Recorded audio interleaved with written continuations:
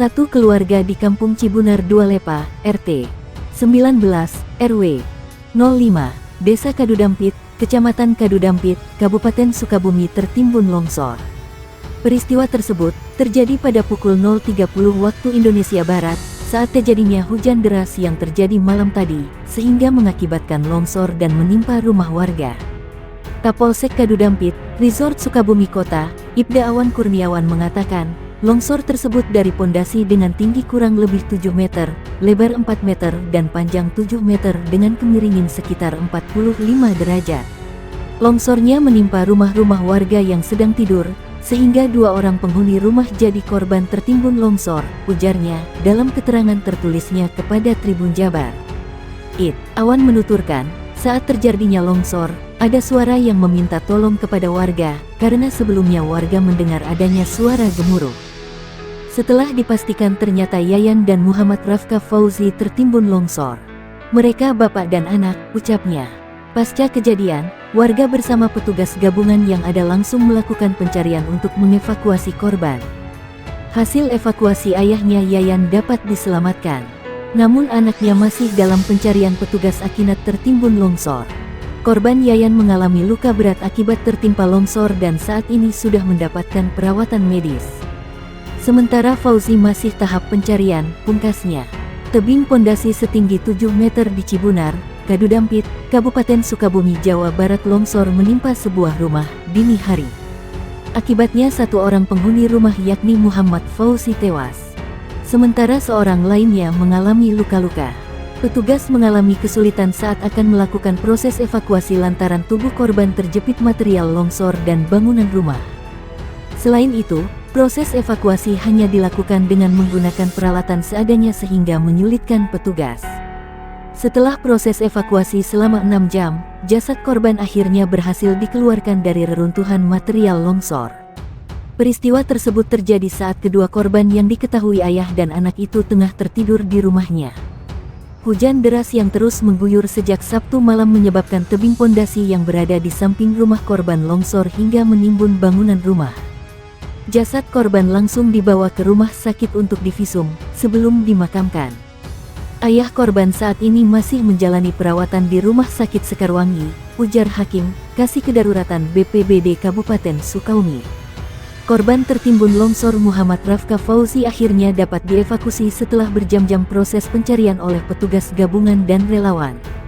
Muhammad Rafka Fauzi ikut tertimbun bersama ayahnya, Yayan saat sedang tidur di rumahnya di Kampung Cibunar Dualepa, RT 19 RW 05, Desa atau Kecamatan Kadudampit, Kabupaten Sukabumi, Jawa Barat.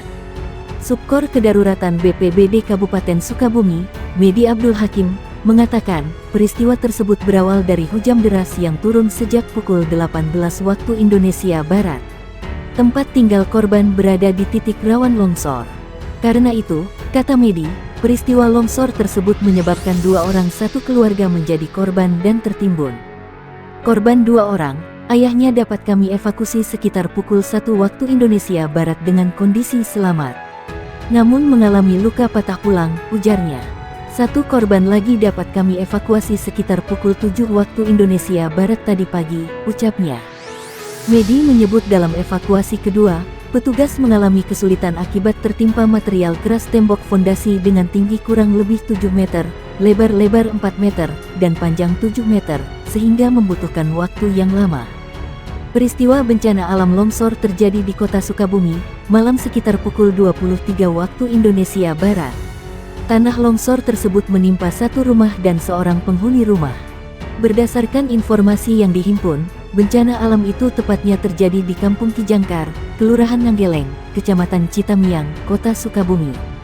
Rumah tersebut dihuni oleh 8 orang jiwa dengan 3 kepala keluarga. Kepala Pelaksana BPBD Kota Sukabumi Imran Wardani mengatakan, bencana alam itu disebabkan oleh kondisi tanah yang labil.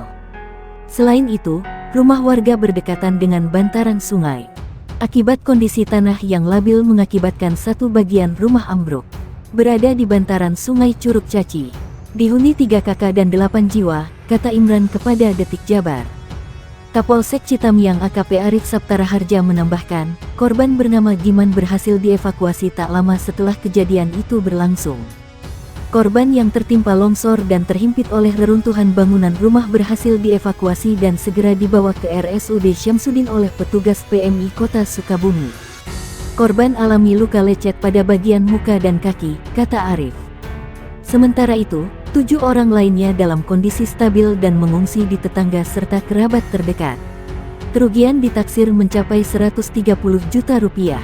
Saat ini yang harus dilakukan segera menutup longsoran dengan terpal dan evakuasi barang-barang yang berada di dalam rumah, tutupnya.